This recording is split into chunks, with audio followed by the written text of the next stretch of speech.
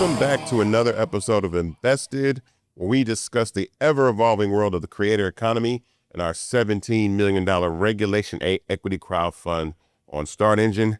I'm your host, Isaac Hayes III, founder and CEO of Fanbase, and to my far left is Noah Washington, head of partnerships and communications. And today our guest is Sharonda L. Britton. Let me tell you a little bit about Sharonda.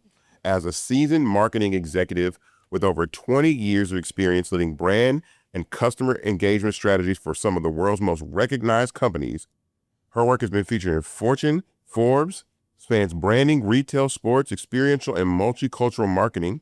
She's advised public figures and served as CMO for Stephen A. Smith and was vice president of marketing for Lowe's. Sharonda also previously led cultural marketing for Walmart and now works with one of their agency partners. Please welcome Sharonda L. Britton to Invested. Pew, pew, pew, pew. Welcome. How are you doing? I'm doing good. Welcome to the show. Thank you. Thanks for having me. Glad to have you. All right, let's jump right into this. Fanbase is trending on the App Store. Wow. Right now, we are number 12 on the Apple App Store for social networking. As of this morning, during the time setting up, it could have shot up. Yeah, it could have gone up even more. This is part, I think a part of what people are experiencing in social media that they want to change. I had a really good conversation with Don Lemon during the Investathon that we actually shared a clip of. And I think that started triggering people really wanting to come to Fanbase and start investing. So I appreciate Don for actually sharing that clip with everybody. I saw that. That was a great clip. Yeah. If you don't know, we are raising $17 million in a Regulation A equity crowdfund on Start Engine. That means you yourself, as you're joining this platform, can actually own a piece of it by going to startengine.com/fanbase to invest. The minimum is $399. That gets you 60 shares of stock in Fanbase at $665 a share. And we are closing this round at $17 million. We are currently at about $13.5 million.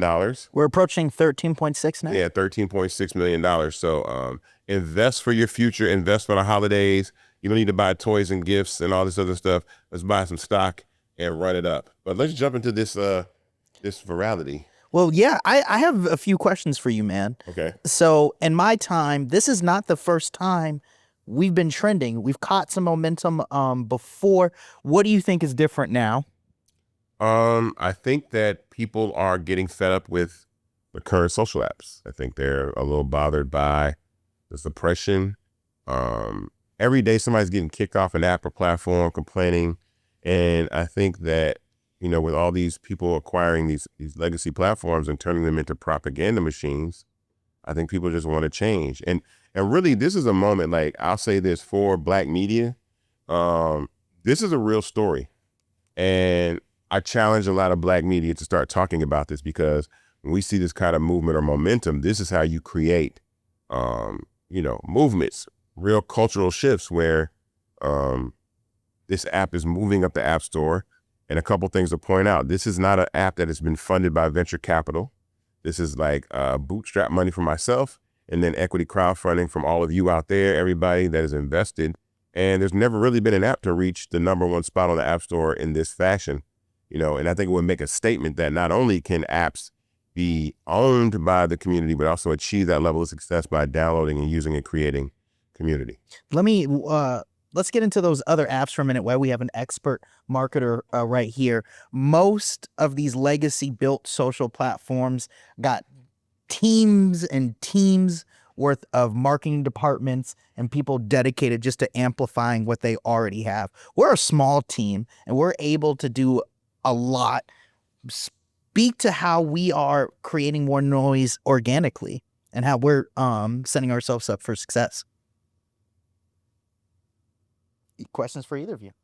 Oh, I'm going to let her talk. She's the marketing. Well, I'll jump in. I'll say that, two things. One, I wanted to speak to what you were saying, Isaac, about, one, congratulations on moving up the app chart. But also, I think you have a movement now of people that, right, wrong, or indifferent for everything that's happening culturally in our communities, as well as what's happening from the political climate. You've got a wave of young people that realize that they're losing their rights every day. like things that they held true that they thought were protected because, it is a part of the fabric of our government. And I think people are consciously choosing Black more often, right? Mhm. And I think previously you looked to that as being the big media companies. You look to it as, the big media companies that are Black owned where you're going to see TV. And I think now people are moving to say, I want in every sphere that I operate, where are the opportunities for me to connect with Black media. And so to answer your question, I think it's a kudos to you all, being able to build the structure that you have for creators as they're thinking about where can I take my voice, my likeliness, where can I have opportunity to create and then support a Black business, that you all were ready. You were ready for that opportunity and making it easy to say, I can leave, your key competitors. I can leave TikTok. I can leave Instagram. I can leave Facebook because I have someplace besides Patreon that I can actually create and then also feel good about how I'm investing my time and how I'm building my business. And so, one, I think you've been ready for the opportunity, but then two, I also think that, this is a masterclass in entrepreneurship, right? So speaking of, the different places that I've worked with where you have your owned media, and there are massive teams that support, and the fact that you all have created in a space your own media channel with less people resources, but been able to figure out how to grow, how to amplify, and actually give back, and making sure that crowdsourcing is actually doing something for your community. So, I'd love to ask you, how did you think about pulling your team together? How do you think about this when you're talking to brands or when you meet leaders at these corporations and you realize what you've been capable of doing with having less resources? Well, I think it definitely prepares us in a way to think differently about how they see their brand. Because for me, I think that less is more.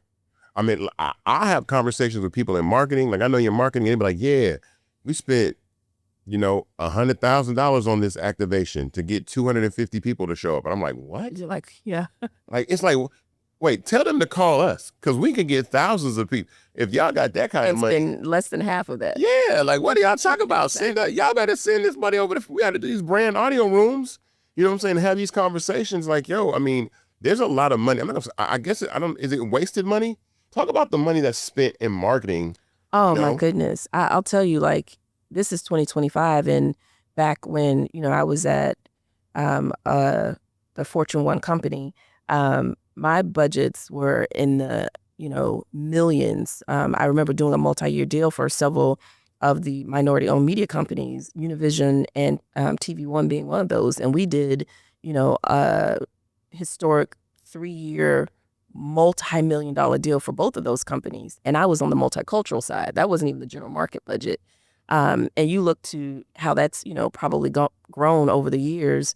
And the brands that spend, you've got to think about it. If you're selling a product in a retailer, you want people to go to that retailer to buy your product. And so if you're a P&G or if you're a Unilever or Coke or Pepsi, you're spending massive dollars, not only in general marketing, but now you're spending customer and trademarking dollars to make sure that your products are coming off the shelf. And so, I get it. Like, I think about this relationship that you have with fan creator.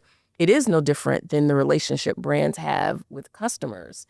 And they're spending dollars, customer lifetime value. They're spending a certain amount of dollars to convert to either sell or convert to get in store.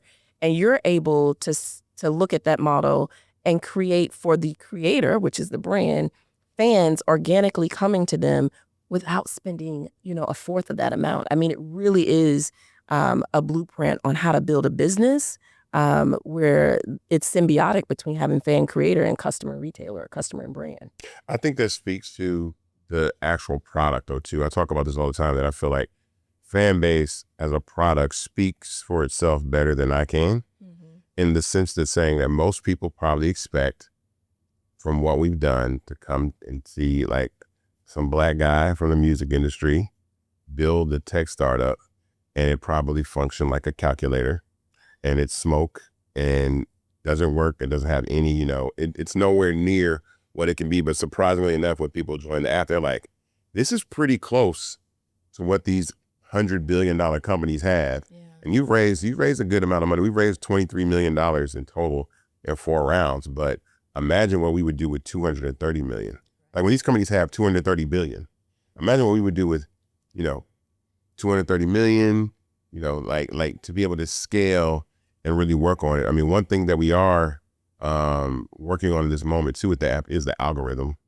We have a recommendation engine that's launching probably in the next 7 days. So all the new users out there, hold tight, because we are working on a brand new recommendation engine for the platform. It's something we're trying to meet the moment just this year regardless.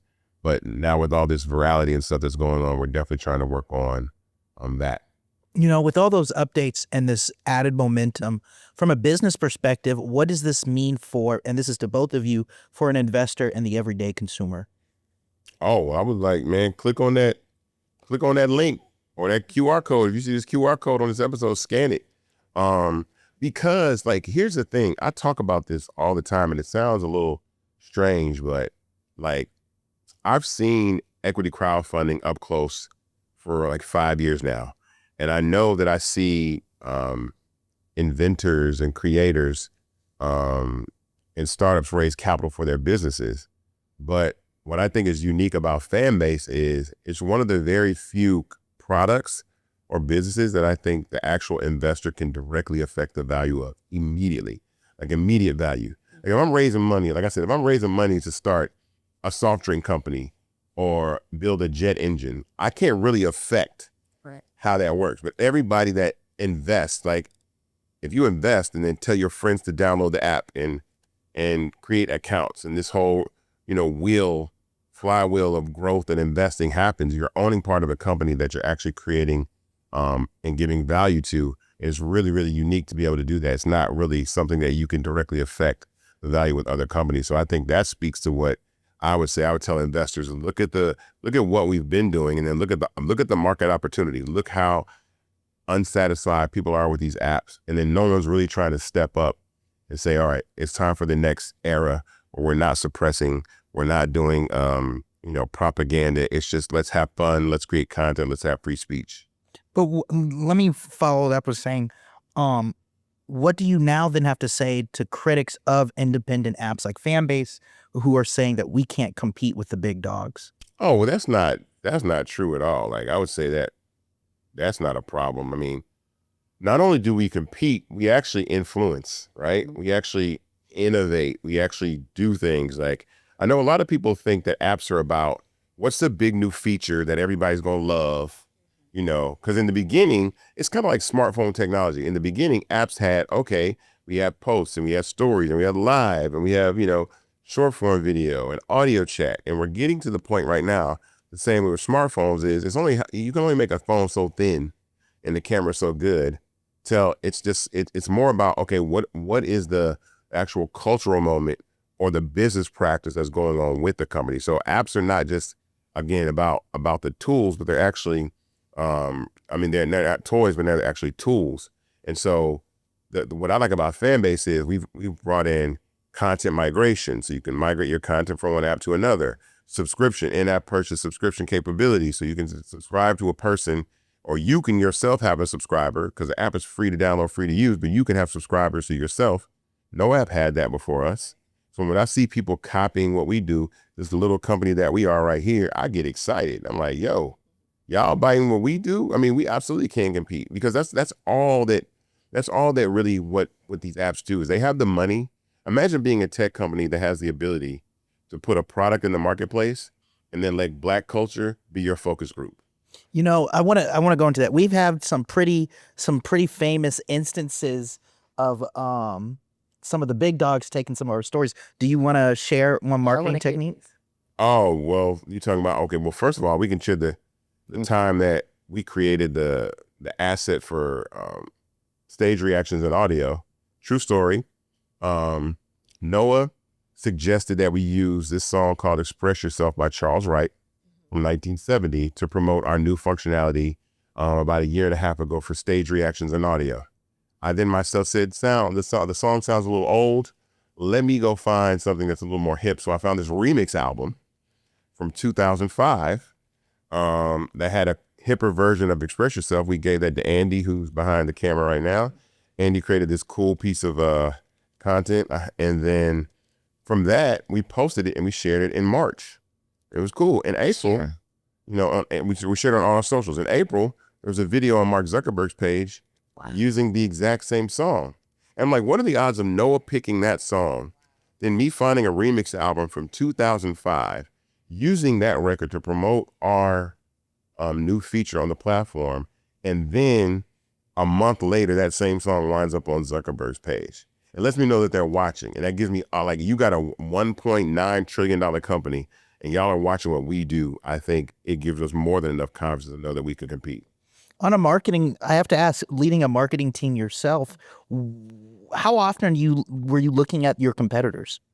Oh, you look at the competition at all times. I mean, that is your North Star. I mean, speaking from a retail experience, every time you open a new store, you're either opening the new store because of the fact that you want to compete with who's down the street, or you're filling a gap, or every time you're going into a new market, you're trying to see the proximity of your competitors. Like, as you look at your customer base, how long would it take them to get to your store versus their store? What else can you provide, right? That's new and different. And in some cases, if you're losing share or people are not coming to your store as often, you're trying to see what is the competition doing so that can you do it and can you do it better? So I definitely agree that, it's the nature of competing, but it's very interesting that it's happening the other way around, right? Where the small companies are being culturally appropriated from the larger companies. So you think we're being watched too, huh?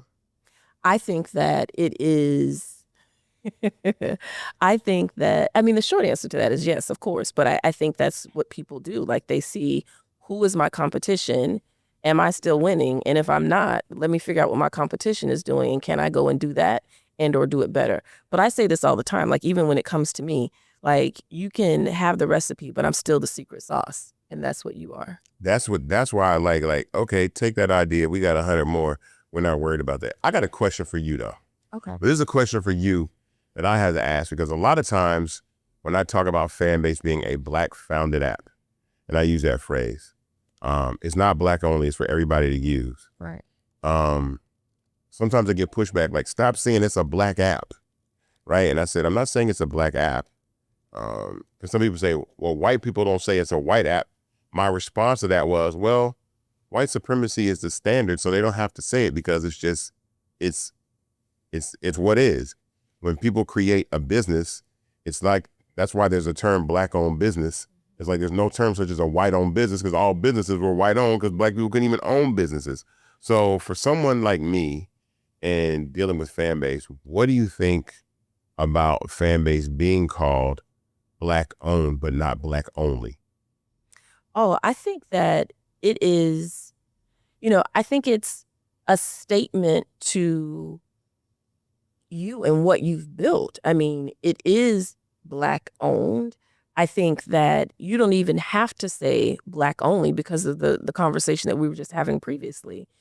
Because of the fact that Black culture lives here and is flocking here, you're going to naturally attract all other audiences anyway. Because, I'm from Orlando, Florida. I love my home, but you and I have had this conversation. Atlanta is the place now where Atlanta influences everything. So not only from the fact of it being Black owned by a Black man, but then also being here in Atlanta, headquartered, that in itself will attract other audiences that want to be able to have access to, be adjacent to, or borrow from Black culture. That's real. I have one more question before we switch. With this new momentum, how does this change the ownership user dynamic for social platforms? Well, I mean, it's a success metric that other platforms can go by. I had a conversation with a founder. I'm not going to say who it is.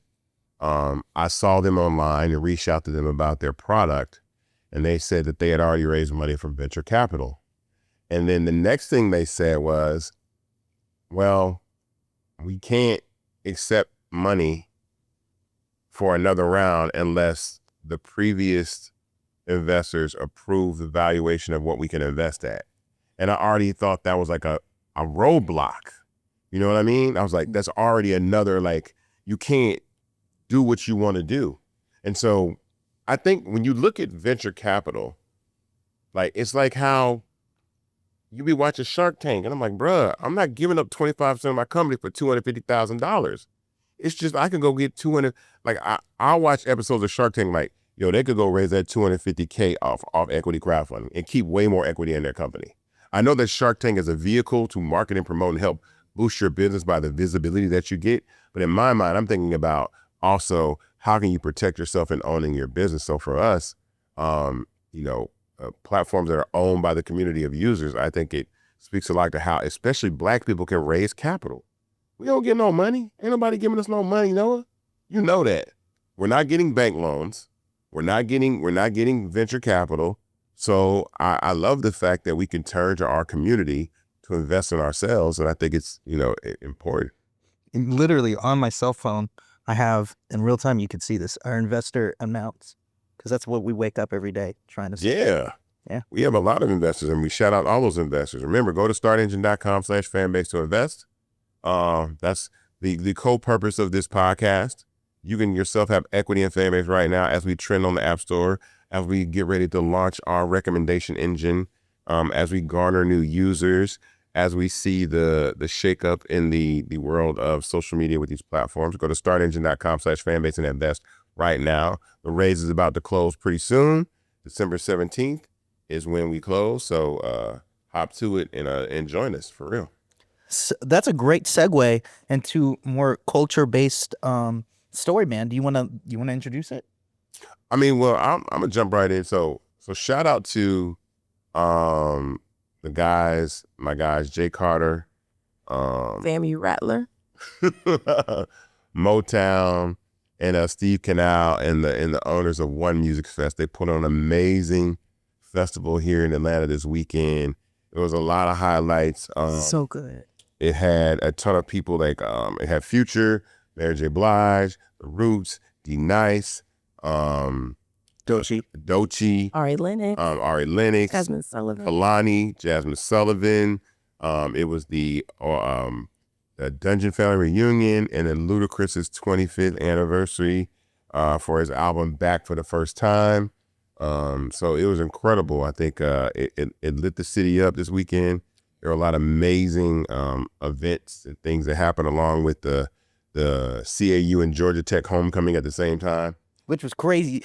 Andre Dickens was everywhere this week. Really Atlanta, was. like, I could only see that man sweating in his car right now. Funniest thing I seen on that weekend was Cam Newton beating up that mascot for the other team that smacked his hat off on the Georgia Tech. You didn't see that? No, I didn't see. Oh yeah, it was crazy. I Like saw this that. mascot, yeah. Cam slapped the shit out of it. Because he knocked his hat off. You don't do that, man. You don't touch a man. They knocked his hat off on the field. He became a meme 10 seconds later. Yeah, because his fist They were back. fast So, with boy, he punched the shit out of That's like touching a Black person's hair. Exactly. You don't touch a man's hat. Come on, man. So Sharonda, you were at One Music Fest. I had a good time. Talk about One Music Fest. Oh my goodness. Again, shout out to Jay Carter, Family Rattler, my fellow Family Rattler. I think that if you really think back to earlier this year and the conversations that have been happening around festivals, right? And I won't go into the details there because much respect there as well. But I remember Jason and his team jumping in and really coming to the defense of like what it takes to pull something so large together across, the A-list of the A-list artists, right? Mm-hmm. And then to do it in Atlanta, to your point, Noah, that you had all of these other big events happening in the city. I mean, it was a flawless execution. Even with inclement weather, people showed up. The star power of each stage was completely amazing. My marketing mind even thinks to how the brands are being elevated. The experiences are changing both in front of stage for customers as well as behind the scenes for the artists and the talent and the brands that are spending their dollars. I mean, it was A+ execution. So shout out to the guys there. But then let me tell you, it was a little nostalgic for me because, back in the day, I also used to work for Rob Hardy, Will Packer, and when I first got out of FAMU. I know I'm name dropping FAMU, y'all will cult. But I remember doing some different events, and there was one year right after they had released the film Toi, and I was doing this event, a concert in Orlando, and it was with Goody Mob, and I, just remember being so enamored by them, and like just the talent, the sheer talent of them, and they all went on to do different things, and to be able to stand there right in front of the stage and see them perform, when I tell you, I was just like, back like it was 20 years ago again. And I'd say the only disappointment is I really thought at some moment that Andre was going to come out. Like, I really thought, no, you all don't understand. And I went solo dolo. I hung out by myself this weekend. I didn't have any homegirl, anything with me. I was moving how I want to. And I was literally standing there by myself with my phone. And I said to myself out loud, man, I really thought Andre was going to come out. And some stranger looked at me, somebody I don't know, looked at me and was like, did you really? And I was like, absolutely. I in my mind, at some point, I mean, and don't get me wrong, Big Boy, Sleepy Brown, CeeLo, everyone tore the stage up. It ended up being an amazing, electrifying performance. But I thought at some point they had a conversation. They were like, yo, dog, we need you to do this without the flute. And then they went back and forth, and at some point he was like, all right, I'll do one song. And so at some point the entire performance, I thought, he's gonna come out. He's coming. This is, I'm like, man, Andre did not come out. That is the magic and the mystery and the power of Andre 3000. I think it's incredible. Somebody told me that they heard a helicopter come on during performance and thought he was going to come out from a plane and land on stage. It's funny how much people believe. So I had one of my colleagues say this. He was like, how does one man have so much power? Because he said there were moments that you could hear the song start. Matter of fact, I was with my cousin, because my cousin went and he saw it. He was like, yo, first it came out with Black Ice, and it was like, okay, friends, Romans, countrymen, lend me your eardrums. I was like, nope, he didn't come and say that. And then Sleepy Brown did I Can't Wait, when he just started on his part, and he was like, that's one of Dre's best verses ever, right? And they were like, how can he have so much power? Look. You can't even play the Players Anthem without Dre's part. Dre's part, yeah. You have to have that part. That makes that intro, and especially if you know the history of how that ended up being his part, but to have to just stand there and think, oh, he's really not coming. We're here at this song, and then to switch and just go ahead and get ready, keep my heart 3 steps. Nice. Well, let me say this. Let me come to the defense of my brother. Because I'll say this. I know Andre 3000 personally, but I can't say that I know him as well as the Dungeon family. Right. Yeah. Dre and I went to Sutton Middle School together here in Atlanta, Georgia. I've always been just amazed with his success. But he is a Gemini, and I'm a Gemini.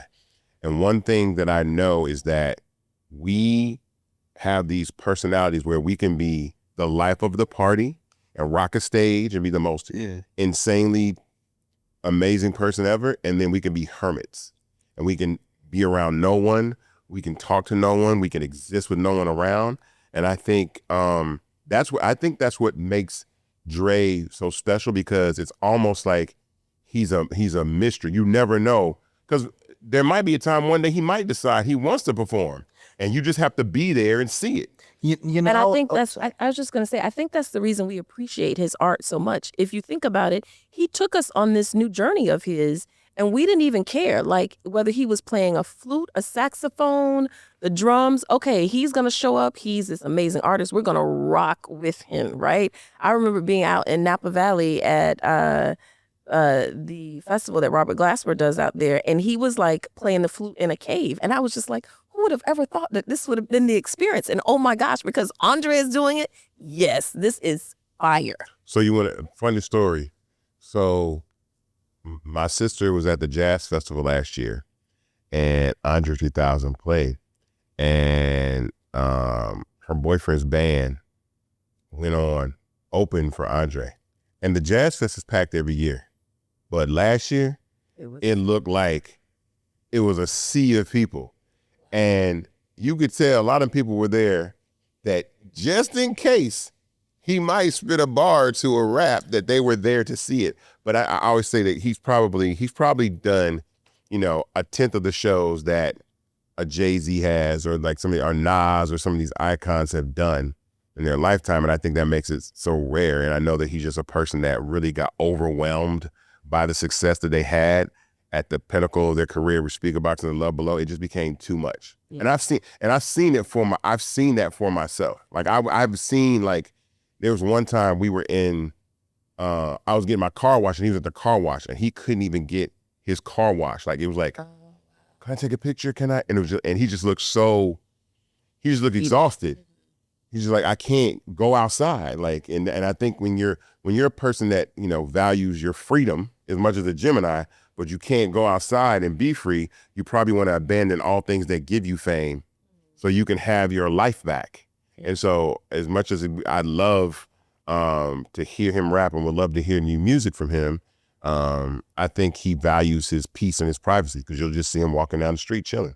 That makes him a cultural phenomenon. Not that the other people that you mentioned are not, especially when you think about like Nas and some of the others. I mean, but I do think that what he's done for rap and artistry, again, moving into this space where he's brought his audience and his following along with him, is the same thing that you've seen several others, like Jeezy also showed up at one music fest this weekend, like Nas, when it's, now they're performing their genre of music, their greatest hits, to the background of an orchestra, right? Yep. Like, that was kind of ushered in by like the Andre 3000s of the world as well. Like, they're opening us up and taking the culture to the communities, and really just kind of it broaden everyone's horizon. Well, I want to shout out to the Dungeon family, because as a young man in Atlanta, shout out to Sean Johnson, who was Outkast's first manager, took me to the Dungeon before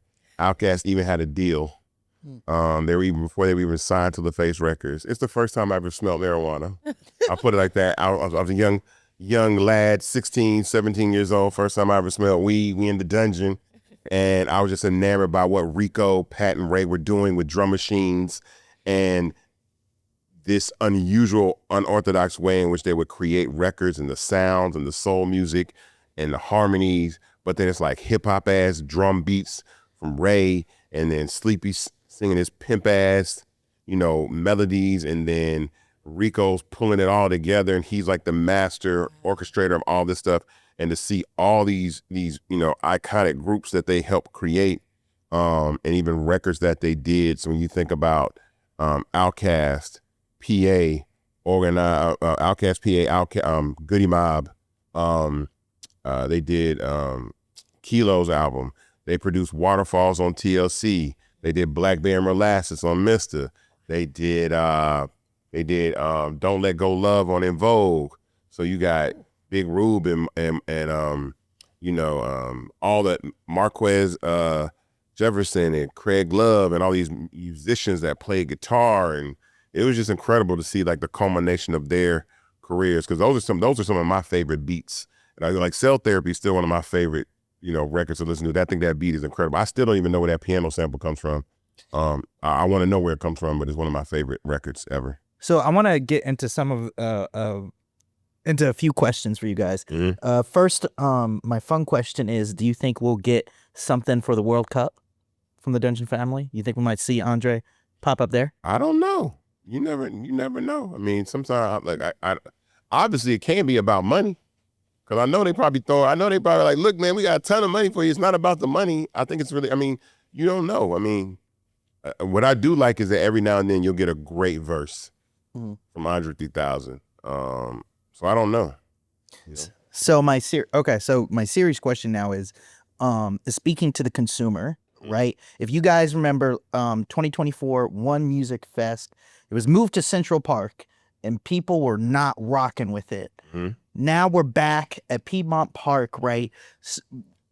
What do you think the audience to ownership pipeline is those guys, One Music Fest, Jay Carter, they listen to their audience. What ways do you see us implementing that in real time at Fanbase? Oh, I love that question.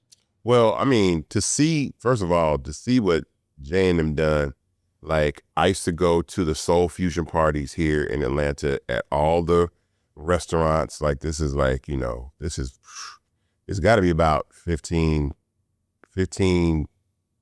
17 years ago. They've been doing it so long. To see that One Music Fest started in a parking lot. You know what I mean? And now it's the largest Black music festival in the country. And I think it speaks to the testament of perseverance in business. What I take from that is persistence, right? For us, to see that, I was literally, because I saw the guys. So the Friday before One Music Fest, we were at Retreat at the gathering spot, and I saw Motown and Steve, and I was talking about that, and I was like, the fact that the persistence of what they've done and being able to scale this business, that's one thing that I always think about. And for us is that we never give up. We always keep pushing. There are going to be highs and lows. People might not like a release or like some of the things that we do. We learn from our mistakes. We adjust, we adapt, and we keep moving forward. We just don't quit. We just don't stop. And I give them all the credit in the world for that. It's incredible. I learned a lot about the business. I started asking questions about festivals and stuff like that. And just really the complexities of putting something like that on too. So I give a lot of respect, because that's a huge thing to deal with. That many artists, that many managers, that many record companies, that many schedules, traveling, all those things, putting it all together and pulling it off without execution. Because I said this by now. I told Motown, I was like, this got to be nothing for y'all. It's like, and he's like, that's not the problem. The problem is the things that you can't expect, like an artist's flight get delayed. Or, you know what I'm saying? They'd be like, I ain't got my money yet, or I want more money, or whatever it is. Their voice goes out, or it starts raining, or things that you don't have control over. And they've been able to masterfully, pull that out. I have a prediction, though. Prediction about One Music Fest. I think it's going to grow even bigger. And I think it's going to wind up somewhere else in Atlanta. Really? I think it's going to wind up on West Side Park. Really? I'm going to tell you why. Because West Side Park is like 2.5 times the size of Piedmont Park. It's a way bigger park. Yep. And there's room to scale that festival to an even larger festival in that park. I see One Music Fest eventually winding up on the west side and it just being even bigger than it is. What's your time frame for that? What do you think? Next 2 or 3 years. Oh, wow. Are you giving us insider trading? No, I just know how big it's getting. And how massive the festival's getting. And I'm like, this is exactly what's going on. And they've been growing the footprint beyond Atlanta. So now, you've got people like me that I don't live in Atlanta, but I've traveled, here for the festival over several years, even when I was living in LA, living in Charlotte. But not only that, now that they're doing a second festival, if you will, in an entirely different market, you're expanding your reach of consumers that, are not going to want to miss it. They're going to want to come to the one that's, in Dallas as well as the one that's in Atlanta. So I think you're right. I think that they're going to start to see that they're reaching an even more massive audience. And, it's the Coachella of the East. Yeah, I love it. Like I say, and it's in the A. And it's Black culture.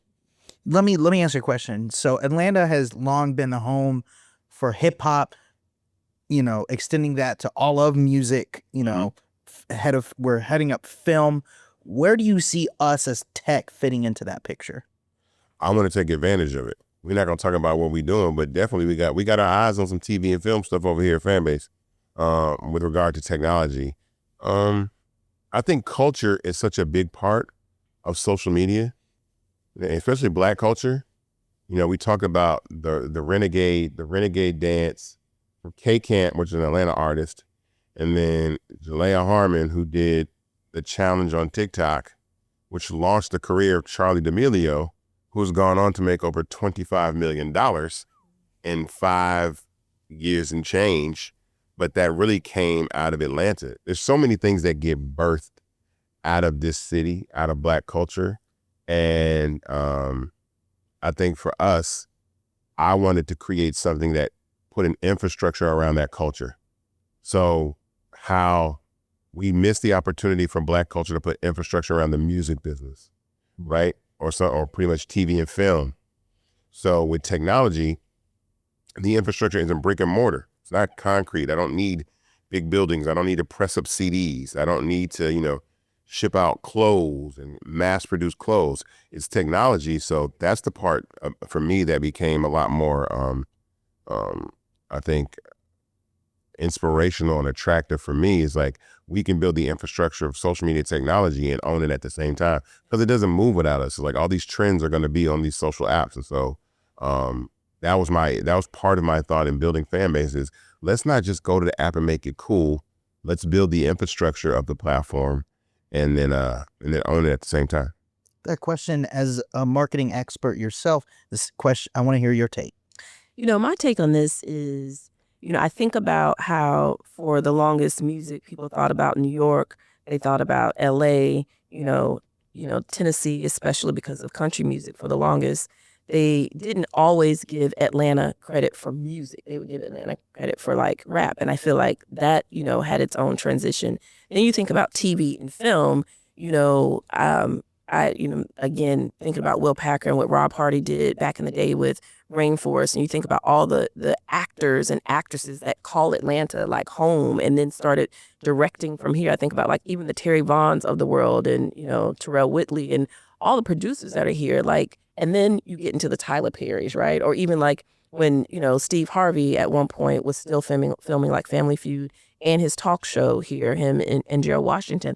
I feel like you stopped automatically thinking about LA as you thought about, TV and film. You're like, okay, Atlanta is Black Hollywood, but no, it's like now you're alternative to Hollywood, not just Black Hollywood. And I think Fanbase has that opportunity when you start to think about tech. Everybody only talks about Silicon Valley, right? You've got to be on the West Coast in order to build what you have been able to build here and are still building. And I think just like we think about Jason and Steve and those guys and how they built the infrastructure around One Music Fest to the point where they've got all these other partnerships with Live Nation Urban and Black Promoters Collective and like all of these different things. They have built the infrastructure to your point where now they've got to start to look at all of these different audiences that they're bringing in. And I think that's what you've been able to do as you've brought not only Fanbase here to Atlanta, but you've got people literally and figuratively invested in it. So they want to see you grow. They want to be a part of the movement. They want to give you their feedback. They want to tell you like, hey, in order for me to bring over my 5 million fans from here, this is what I need. And the fact that you're all able to listen and listen to your creators as well as your fans and give them what they want, you are becoming the Silicon Valley of the East. Black Sands. Black Sands, Atlanta, Georgia. That's what I'm talking about. Shout out to the party, too. I know we didn't get to really talk about that much, but I missed it. Shout out to Shaka and Luda and Jeff and DTP for the Back to the First Time 25th anniversary party that was at Retreat this weekend. That was a time. I don't get out much, but boy, y'all missed one. I know y'all, everybody came in the office today like, so how was the party on the roof? Epic. We were all so much salty. fun. I was supposed to be there. I know. Yeah. See, we're salty today. Shout out. First, I'm gonna shout out Fergie because when there was a dinner at 9 before the party. I go in and I see Fergie sitting across from Luda, and Shaka says, "Hey man, you can just sit in my seat." And I was like, "Okay, I know I'm not gonna be here long." So I sit down and I tell Fergie, I was like, "We met before." She goes, "Really?" I said, "Yeah, I think you had a crush on me." Like about 20 years ago, you were shooting a video here in Atlanta and you walked clear across the room.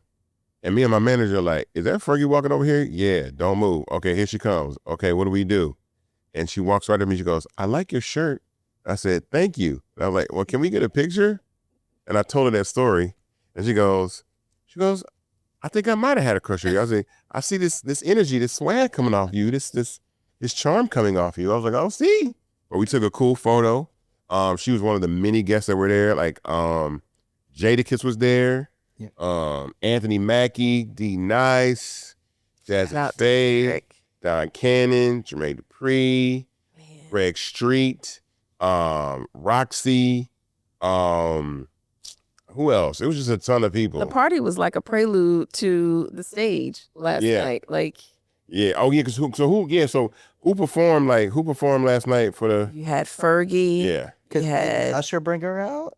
Usher came out as well. You had Jeezy. Jermaine. You had Jermaine. I mean, it was completely amazing. It was great energy. I don't think everyone was even ready for and here's the thing, the performance the night before by Future was like epic. Like Future, like literally you could feel the audience transform as soon as he stepped out on stage, right? Like you could literally feel it, and Atlanta just went up. And you had the same energy last night for Luda Six. So Yeah, it was dope. Two different eras of Two different eras. So shout out, congratulations to the guys at One Music Fest, and then Ryan and TK, such an amazing party, and then Shaka and Luda and Jeff and DTP and all that. And what I loved about that party is they really brought everybody that had something to do with DTP over the last 25 years. Like, I mean, Kevin Lyles was in the building, Mike Kaiser was in the building, like a lot of people that were instrumental in that whole process. And it was great how they honored and recognized every single person that played a role in their success. But that's the kind of guys they are. That's how Shaka and Luda are. And Jeff, so it was great to see, and it was a lot of fun. So before we transition into our next segment, just remind the people why we're here. We're here, ladies and gentlemen, to close our $17 million Regulation 8 crowdfund on Start Engine. Right now, you can go to startengine.com/fanbase and invest. The minimum to invest is $399. That gets you 60 shares of stock in Fanbase at $665 a share.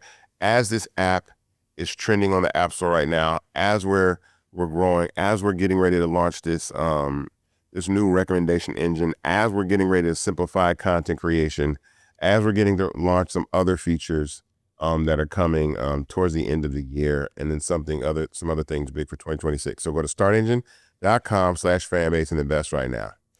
You got this intro. Oh, so you want me to do this intro? All right. Yeah. So let me jump into this intro real quick because it's pretty interesting. So we kind of got to set this up.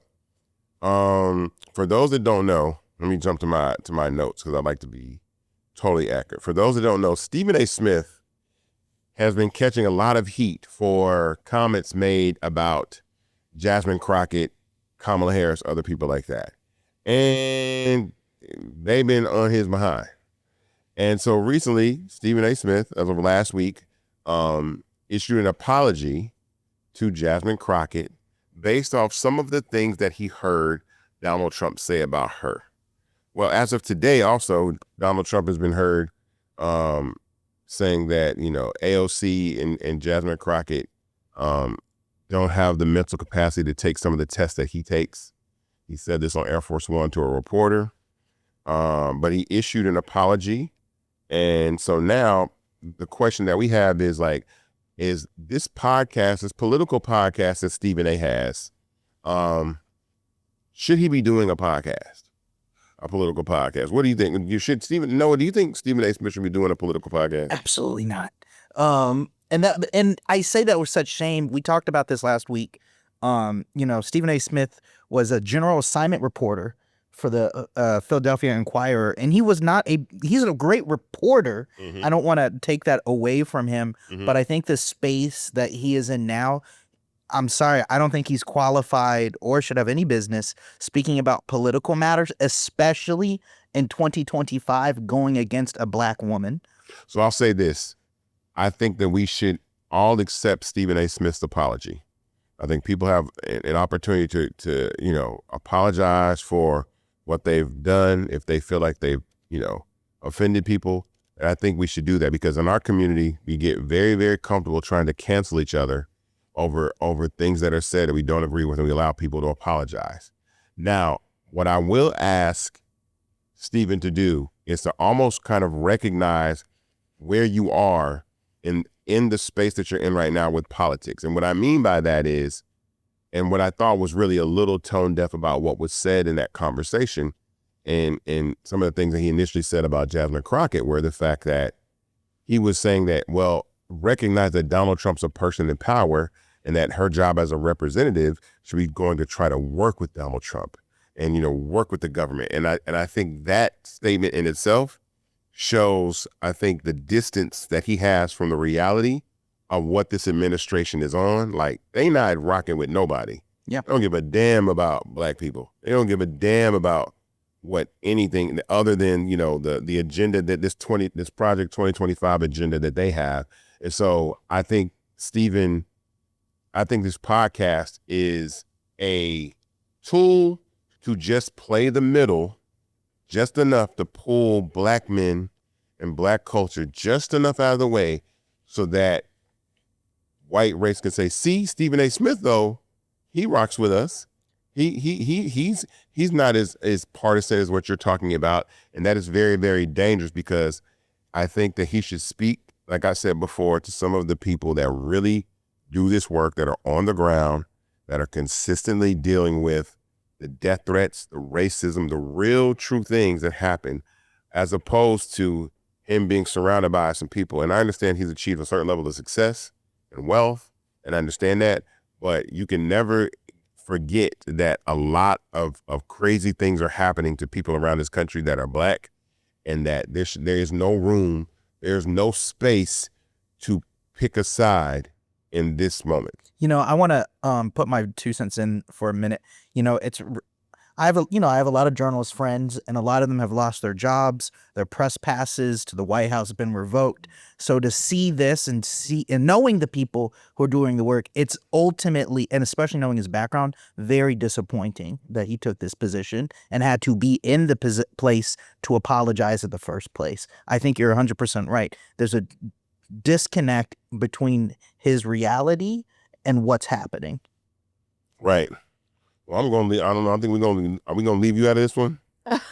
Listen, I was fully prepared to just continue to have no comment, but here's what I will say. And I want to say this carefully, because I know sound bites can travel without fully being contextualized. And so, you know, it's no secret that I used to work for Stephen and lead his marketing, and was a part of his team at the height of him leading into getting a new contract from ESPN. And I can say that and know who he is and respect him and the work that he's done, and know that he's a great father. He's a great journalist. He's a great, brother, does things for his community, know exactly what he's been doing for his alma mater and HBCU. And at the same time, as a Black woman, have felt the singe of his comments. And I think, two things can be true, right? And I also believe that whenever there is an offense, that the apology should be as loud as the disrespect. And so I can also say he did what he needed to do. And now it's up to the community and the conversations that happen after the apology that determine, how everyone chooses to move. And I'm not even saying how everyone chooses to move forward, how everyone chooses to move, period. That's what I'll say. Yeah, I think I always say that we're so sensitive as a community. We can sometimes our emotions can pull us away from the target and the prize. And the prize or the agenda at hand is to really, get our hands and take control of our communities via politics, and understand how serious shit is right now with, them trying to roll back the Voting Rights Act. Like, I think, like I said again, if y'all don't vote next time, look, I don't know, ain't nothing to say. Everybody should be voting next time. And next week for the midterm elections that are happening. Yeah, absolutely. Well, you mean next year? No, I mean, there's, wait a minute, did I get my dates wrong? Yeah. No, there's an election happening this year too for,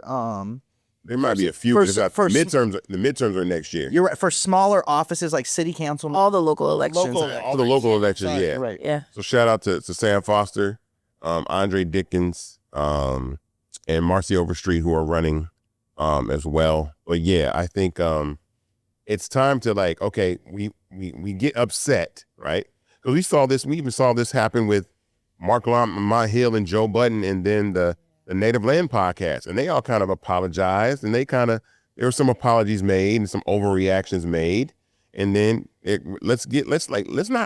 get so hot at each other, we get mad. I think we get hot, but I also think there is, again, we talked about this a little bit, we get hot, But I think there's also the climate of what we're in. And I think the climate of where we are, plus the nature of certain comments during this climate, is what escalates. And it's like, how do we move? And that's why I'm not always quick to say, how do we move forward? Because sometimes it isn't forward. Sometimes you to your point, you've got to go back and kind of understand where you've been, what's been said, what got us here, before you can determine, okay, well, now we need to move to the left, to the right. And not everything is about moving forward, but I agree. Regrouping. We need to regroup and get our emotions in check. These are some very, very, like, I think when shit hits the fan, it's okay to feel the urgency and the feelings that you have in the moment, but you still got to operate. And that's what I don't like. I don't want us to spend time going at each other back and forth on social media the whole time, as opposed to saying, okay, look, like even this, Sharon, I'm gonna ask you this. So look, because we didn't talk about this, but I was like, you know what? I'd like to talk to Stephen A. Smith. You know, I think, I don't know. I would like to have not a public conversation. I just want to talk to him and tell him and give him my perspective of a Black man that has lived in this city my entire life and understand like what politics mean. That's what I mean. He needs like Stephen needs to go sit down with Ambassador Young. He needs to sit down with Andre Dickens. He needs to sit down in these areas of the country where Black people really understand politics, because we had to use it to build our way of life. And then once he sees that perspective, I think he might come back and say, okay, this is a little bit different than I thought. This is a little bit, it's more at stake than what I think. And I think that'll actually help, because that helps me.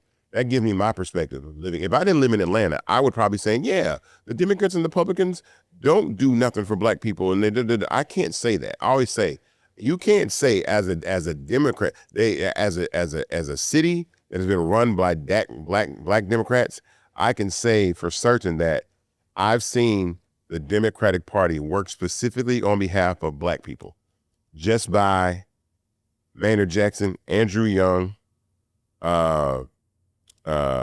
Shirley Franklin, Kasim Reed, Keisha Lance Bottoms, Andre Dickens, Bill Campbell, like city council, like all these things. I've seen politics when Black people get together and have the ability to say, all right, majority wins. All these people get up and vote.